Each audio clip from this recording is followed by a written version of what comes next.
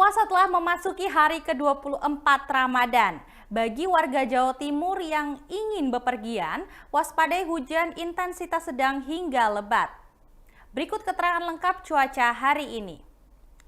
Badan Meteorologi, Klimatologi, dan Geofisika atau BMKG merilis perakiraan cuaca di Jawa Timur hari ini, Sabtu 15 April 2023. Pada pagi hari, hujan ringan turun di wilayah Bojonegoro.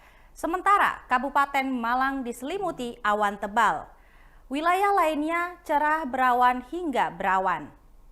Siangnya, hujan ringan diprediksi terjadi di wilayah Bangkalan, Banyuwangi, Bojonegoro, Bondowoso, Jember, Kabupaten Pasuruan, Kabupaten Probolinggo, Kabupaten Mojokerto, Kota Mojokerto, Kota Pasuruan, Kota Madiun, Lamongan, Magetan, Ngawi, Sampang, Sidoarjo, Sumeneb, dan Tuban. Sementara hujan lebat disertai petir dan angin kencang melanda Situbondo dan Kota Malang.